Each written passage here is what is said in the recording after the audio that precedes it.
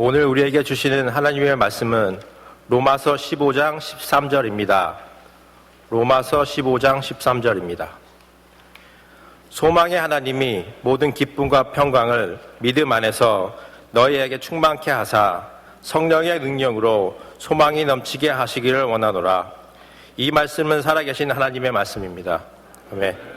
말씀은 아마 우리 백혜경 권사님이 저한테 리마인드 해주시더라고요. 제가 이렇게 성경 구절을 좀 많이 고르는 편인가 봐요. 근데 오늘은 딱 한 절 골랐습니다. 우리 박훈석 집사님이 성경 목독해 주셨는데 한 절이라는 얘기를 듣고 예스 그러셨다 그러세요.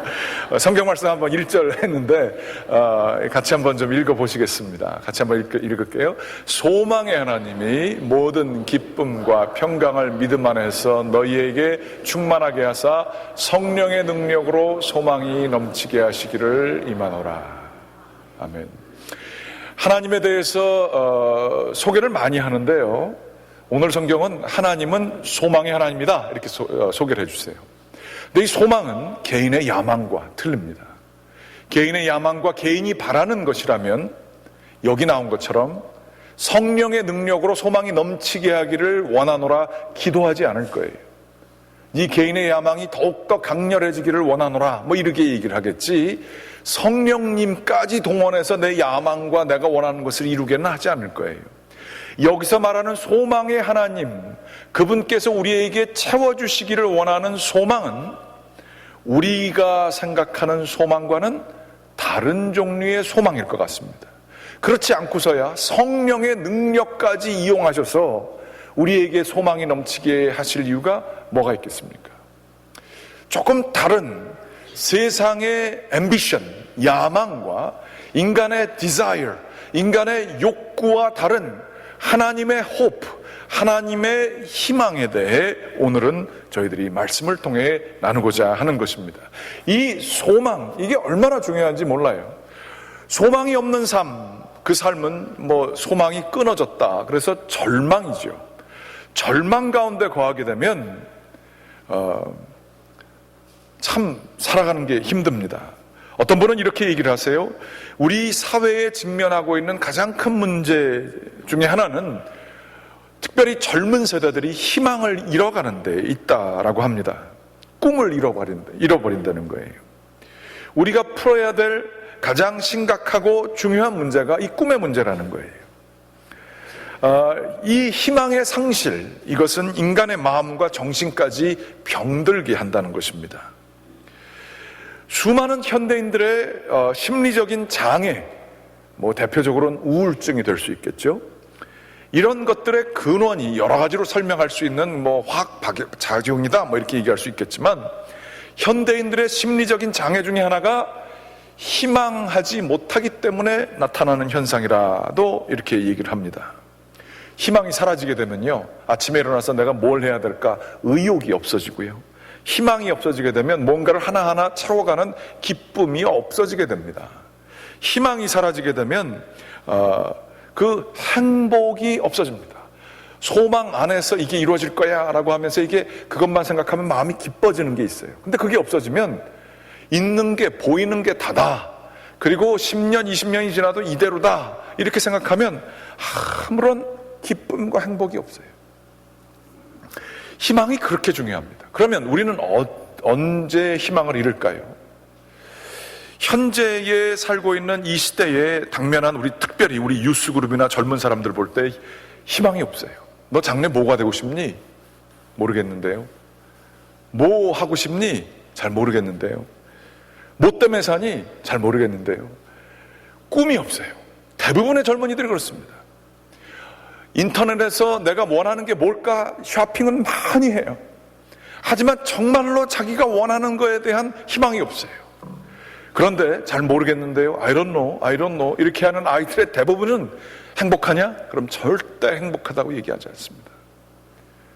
이들은 정말로 삶의 동력과 의욕을 상실한 아이들처럼 잠에서 일어나지를 못해요. 그냥 잠만 자는 거예요. 그리고 쾌락만 쫓아요. 부모들의 걱정이죠.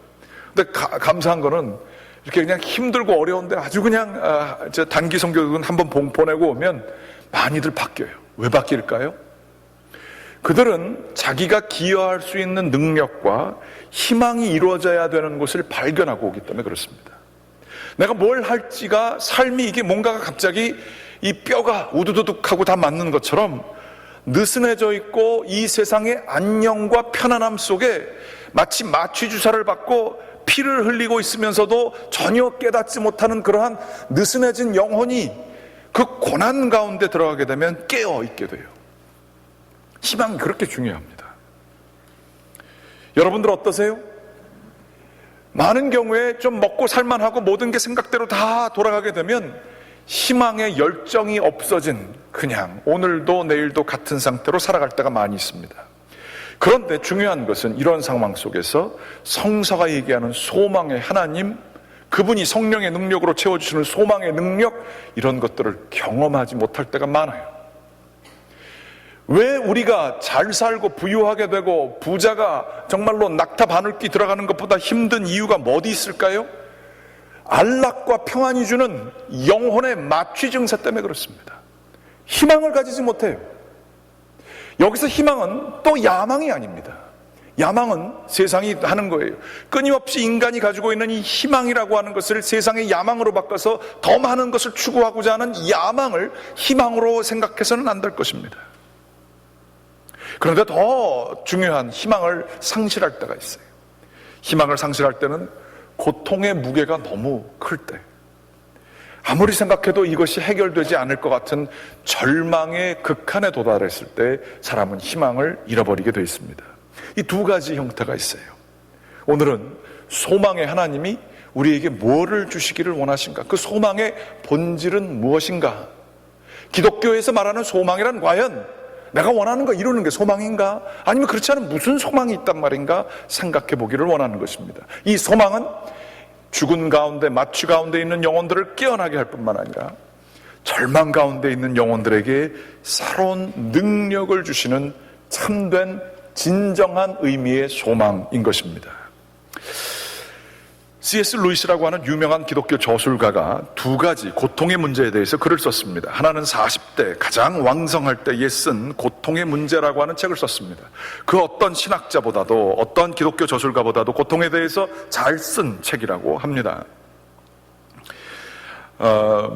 그런데 20년 후에 이분이 60대 초반에 참 싱글로 오래 사셨어요. 그런데 마지막 60대에 누가 요즘에 그러죠? 60 나이가 어때서 사랑하기 딱 좋은 나이인데 뭐 그런 얘기가 있다 그래요. 이분이 늦게 사랑에 빠지셨어요. 그래서 조이라고 하는 분과 결혼을 하셨어요. 결혼 몇 년을 했는데 행복하게 살다가 이분이 암에 걸리셔서 결국에는 기도를 열심히 했는데 돌아가셨어요. 그러면서 이 C.S. 루이스라고 하는 유명한 기독교의 저술가, 이분이 하나님을 의심합니다. 이렇게 얘기를 해요. 그런데 하나님은 어디 계시는가? 다른 모든 도움들은 다 헛되고 의미가 없다. 그러나 하나님께 다가갈 때에 그렇다고 해서 무엇을 얻는가? 면전에서 꽝 하고 닫히는 문, 안에서 빗장을 지르고 또 지르는 소리, 그리고 나선 침묵. 차라리 돌아서는 게 낫다. 오래 기다릴수록 침묵만 뼈저리게 느낄 뿐 창문에는 불 한 점 없다. 빈집인지도 모른다. 아니 도대체 누가 살고 있기나 했었던가? 한때는 그렇게 보였다. 그때는 꼭 누가 있는 것처럼 보였으나 지금은 정말 빈집 같다.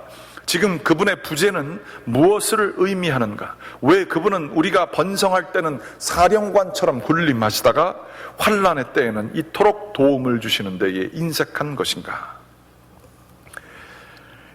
웬만한 사람이 얘기하면 난 기도했는데 이루어지지 않아서 하나님 계신지 모르겠어 이러고 얘기할 텐데, 이분은 빈 집에 비유를 해요. 문이 닫힌 것 같대요. 빗장이 질러지는 소리를 듣는 것 같아요. 집에 불이 안 들어온다는 거예요. 이 집에 과연 누가 살기나 했던가라고 하면서 아주 그 비유를 아주 그 문학적인 표현으로 해 주시죠. 이 글을 쓴 이 슬픔 가운데에서 쓴 글이 헤아려 본 슬픔이다라고 하는 것입니다.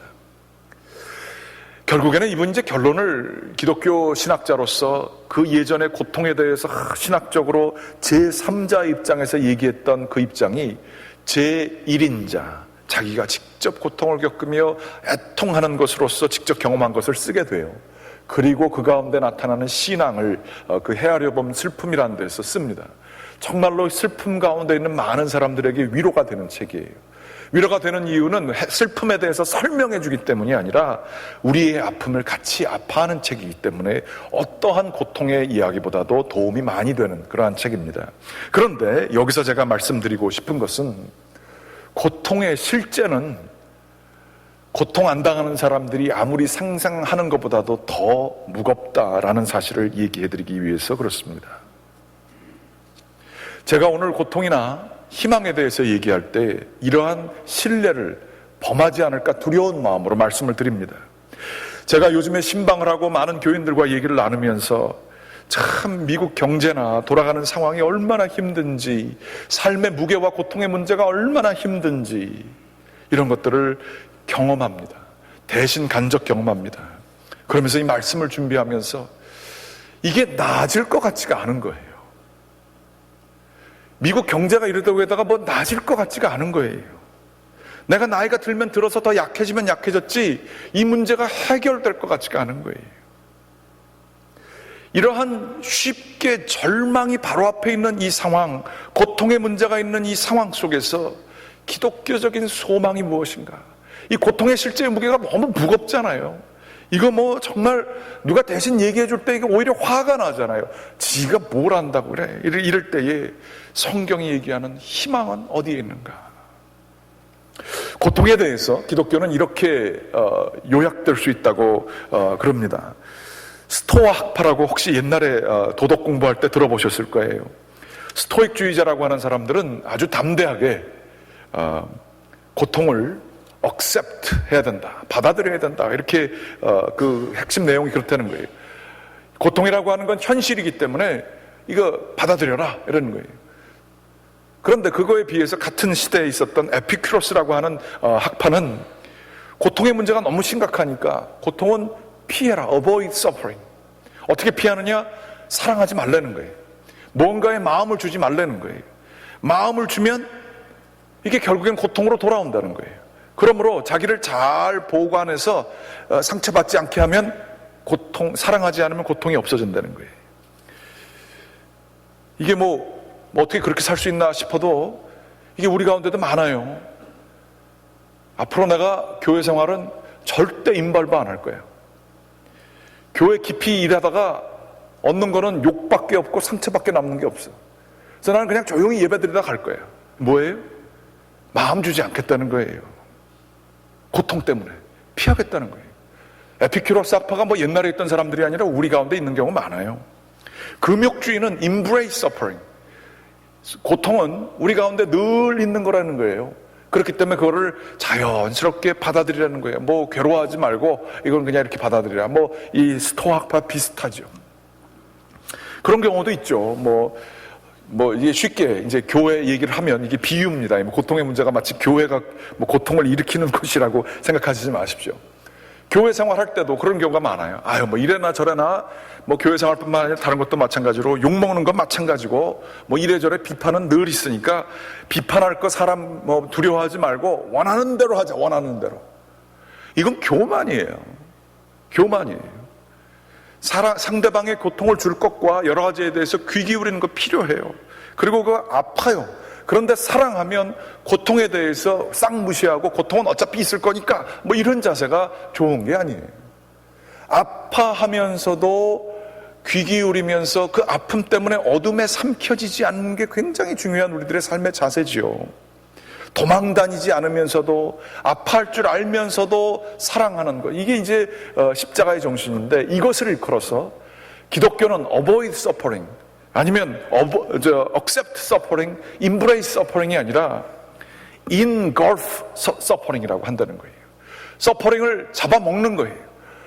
고통의 무게가 우리를 잡아먹는 게 아니라 복음이 주는 능력은 우리가 고통을 잡아먹어서 오히려 고통이 우리에게 유익하게 되는 것, 이게 복음이 가진 유일한 능력이라는 거예요. 세상의 어떤 종교도 어떤 철학도 고통이 유익이 된다, 고통을 먹을 수 있다, 고통에 삼켜 먹는 게 아니라 반대가 될 수 있다라고 얘기하는 것은 어디에도 없어요.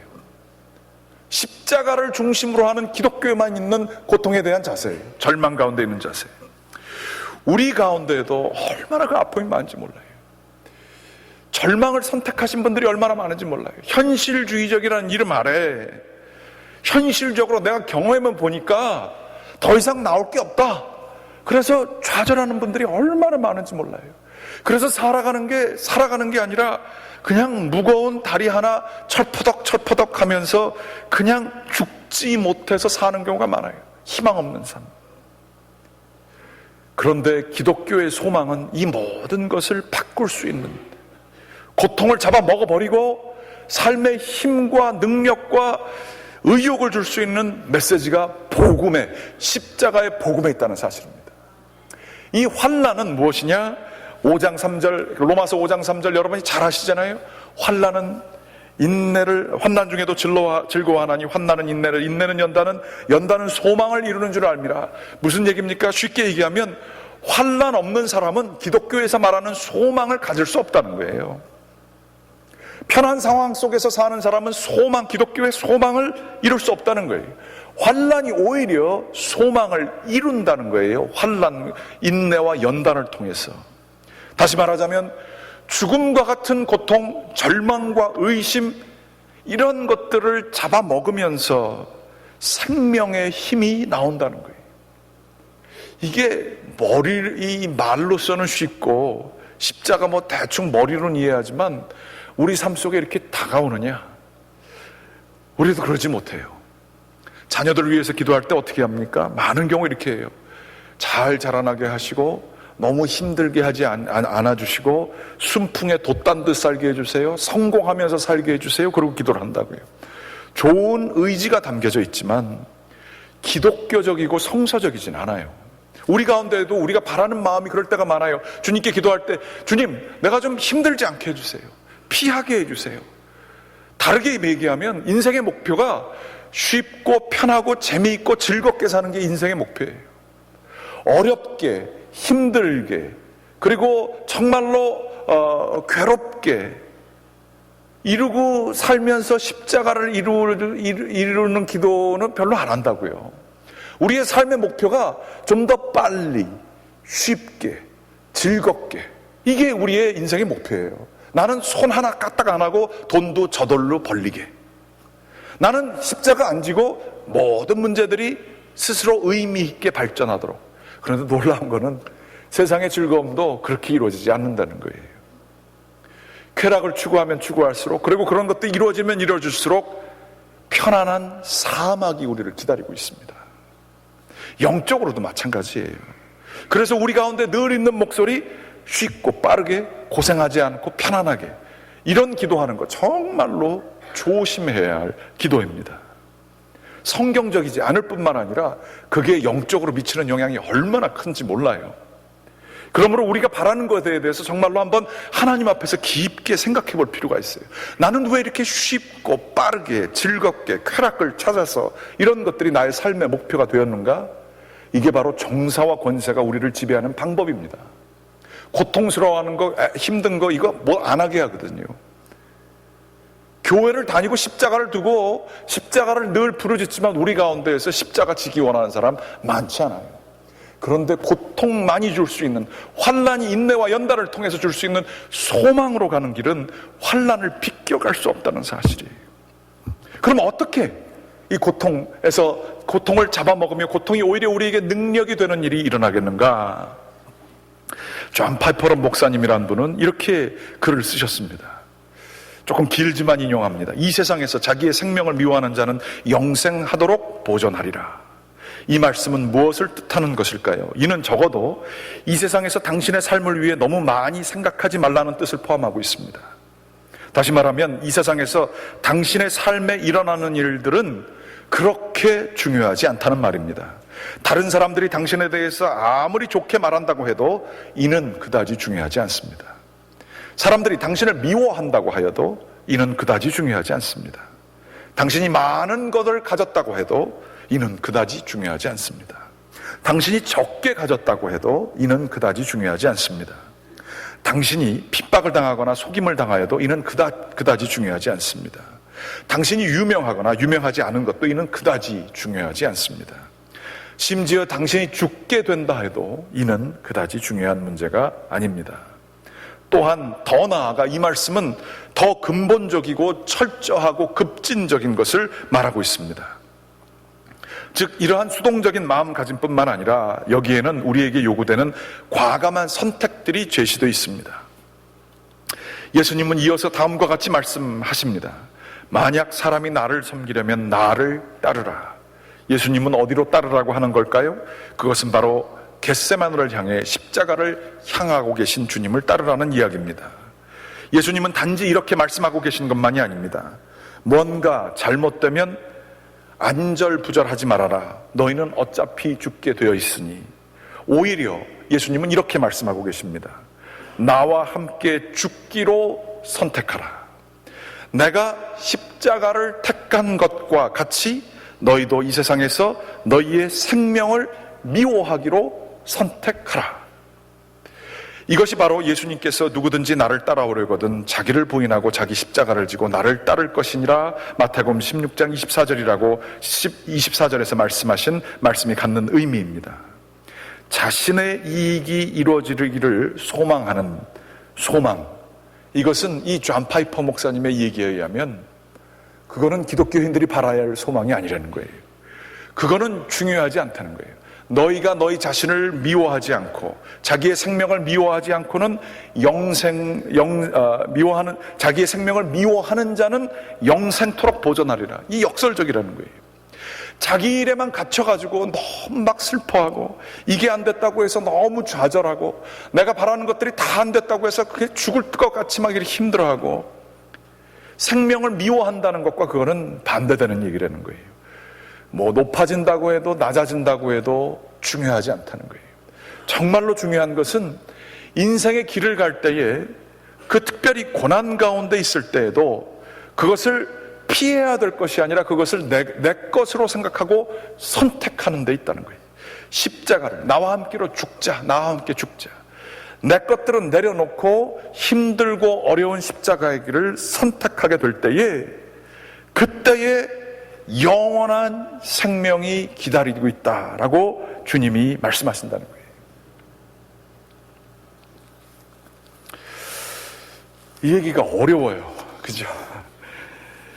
이 생명을 미워하고 영원한 거 바라보는 사람 나 별로 본 적 없는데요. 이러고 말할지 모르겠어요. 자기의 것을 내려놓는다는 거, 이게 말은 쉽지만 그리고 영원한 것을 위해서 내 거를 다 버린다는 얘기, 이게 참 어려워요. 그죠? 그런데 바울 선생님은 정말로 그렇게 하셨죠.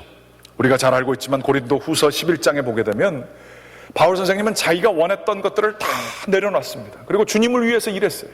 그러면 다 정말로 힘들고 어려운 일이면 좋은 일만 일어나야 될 거 아니에요? 하나님께서 이렇게 하셨으니까 기적이 일어나고 놀라운 일들만 일어나야 될 텐데 바울 선생님은 여러분이 아시는 것처럼 옥에 갇힌 것이 수십 번이고 매를 맞은 것이 수없이 맞았습니다. 뭐 고린도후서 11장 24절에 보게 되면 유대인들에게 40에서 하나 감한 매 5번 맞았으며 이건 뭐 정말 죽기 바로 직전까지 때리는 거예요. 3번 파선하고 돌로 맞아 죽을 뻔한 것이 몇 번이고 일주야를 깊은 바다에서 지낸 적도 있고 광야의 위험, 시내의 위험, 이방인의 위험, 동족의 위험, 강도의 위험, 이 위험들을 다 받고 살아셨다는 거예요. 먹지 못하고 목마르고 여러 번 굶고 춥고 헐벗었노라. 주님의 일을 선택하면서도 이렇게 힘들었어요. 그런데 이분이 얘기하시기를 고린도후서 4장 7절서부터 12절 말씀에 이렇게 쓰여져 있습니다.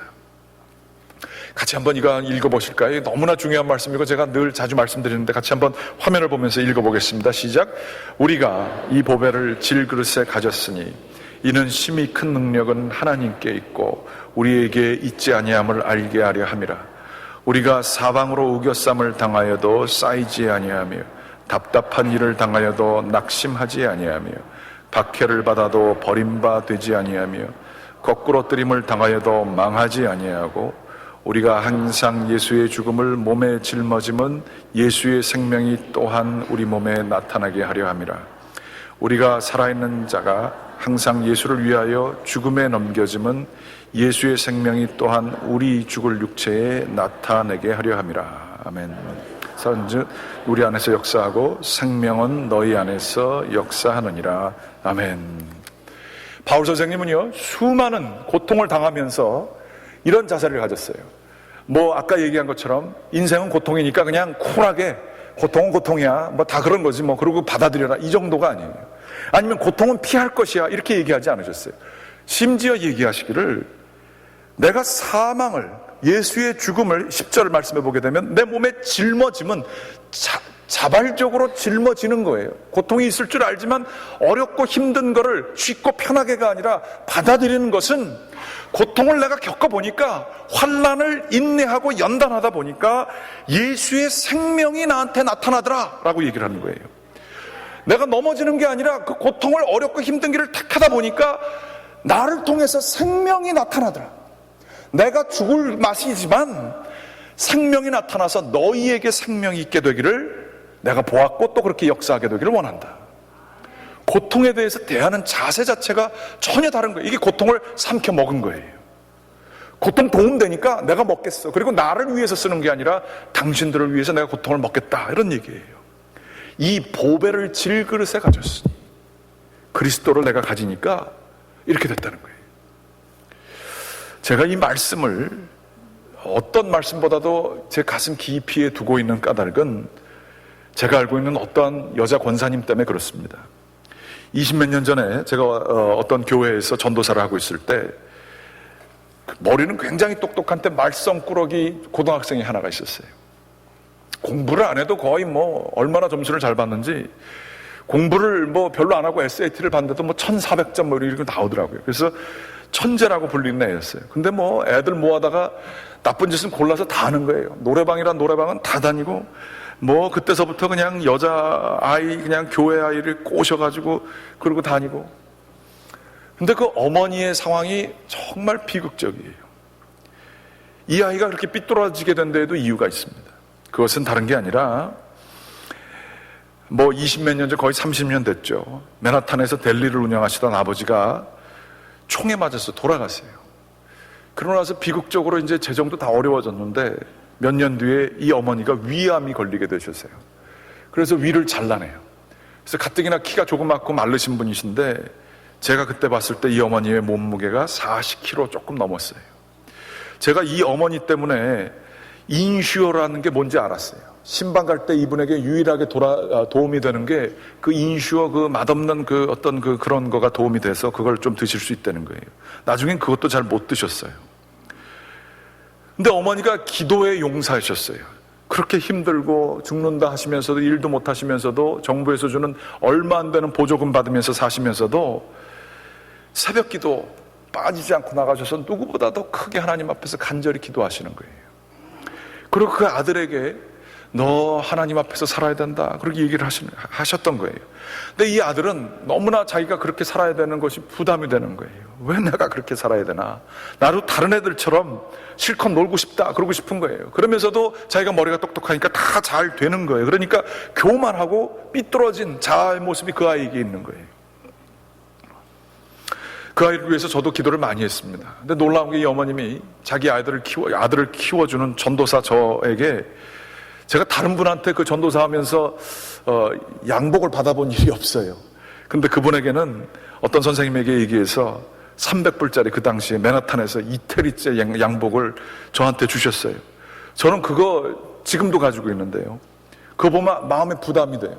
기도가 담긴, 한 사람의 정말로 그 피가 담겨져 있는 그런 옷이에요. 자기 아들을 잘 지도해달라고 드리는 그러한 그 양복이에요. 그러면서 그 아이를 위해서 많이 수고를 했어요. 근데 말을 안 들어요. 그러고서 저는 그 교회를 떠났는데, 이 아이가 유니버시티 오브 미시간인가 잘 들어갔어요. 잘 돼가지고, 저는 그래서 이 아이가 의사가 되기를 원했고, 그 아이가 또 그렇게 자기도 하겠다고 그랬는데, 중간에 그냥 여자하고 바람 나가지고 막 그러고 사는 거예요. 학교 중퇴하고요, 그냥 군대에 가버렸어요.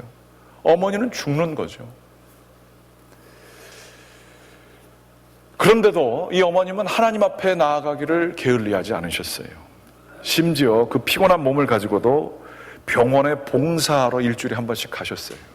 이틀 정도는 정부 보조 받는 것만으로 힘드니까 어디 가서 내일 가가지고 일하시고 그렇게 사시는데, 그런 와중에 제가 그 어머님의 귀한 믿음이 생각나서 어디 여선교회, 한국교회 할 때 여선교회 연합회 하는데 그분을 강사로 초청했어요. 이분이 그때 이 구절을 읽으시더라고요. 내가 4장 8절 사방으로 우겨쌈을 당하여도 쌓이지 아니하며 답답한 일을 당하여도 낙심하지 아니하며 박해를 받아도 버림받지 아니하며 거꾸로 뜨임을 당하여도 망하지 아니하고 우리가 항상 예수의 죽음을 몸에 짊어짐은 예수의 생명이 또한 우리 몸에 나타내게 하려 함이라. 그분이 이 말씀을 읽는데요, 전율이 오더라고요. 우겨쌈을 당하여도 쌓이지 않고 답답한 일을 당하여도 난 낙심하지 않습니다. 박해를 받고 버림받은 것 같아도, 거꾸로 뜨림을 당한 것 같아도 나는 망하지 않습니다. 나는 질그릇인데요, 내 안에 보배가 있기 때문입니다. 나는 이 십자가, 나에게 주신 이 십자가를 피하려고 하지 않고 내가 선택하겠습니다. 내가 내 몸에 짊어지게 되는 것은 예수의 생명이 나타나게 됨을 내가 믿기 때문입니다. 그러고 말씀을 하세요. 삶 속에 언제 돌아가실지도 모르는데, 근데 놀라운 것은 이분의 그 깊은 믿음과 믿음의 거룩한 싸움, 고통에 삼켜지지 않고 예수 그리스도의 십자가를 바라보며 싸우는 이 싸움 때문에요, 그 교회 많은 분들이 오히려 이분에게 나와서 기도를 부탁해요. 신앙을 상담을 받아요. 그래서 이분은 고통 때문에 모든 사람에게 위로를 주는 자가 되셨어요. 그리고 놀랍게도 그 아들 녀석이 변하지 않았는데, 그로부터 10여 년이 지난 이후에 이 친구가 군대에 들어갔다가 아프가니스탄으로 들려가서 전쟁을 하는데 폭탄이 떨어져서 자기 부대의 대부분의 사람들이 죽었다는 거예요. 그 트라우마가 있다고 그러죠. 산 사람의 트라우마가 있대요. 왜 다른 사람들은 죽었는데 나는 살아났을까? 이 친구가 그거를 겪는 거예요. 내가 산 목적이 뭘까? 내가 살 가치가 뭐가 있나? 깊은 곳에 자기의 회개가 일어났습니다. 그러면서 자기가 살아있는 까닭은 다른 건 모르겠는데 자기 어머님의 기도 때문일 것이다 라고 생각이 들었던 거예요. 그리고서 드디어 그 순간에 자기의 어머니와 자기의 운명을 피해갈 것, 도망갈 것이 아니라 자기 것으로 받아들이게 돼요. 그리고 회개하게 돼요. 거의 15년, 20년이 들인 어머니의 간절한 기도가 이 아들에게서 열매를 맺더라고요.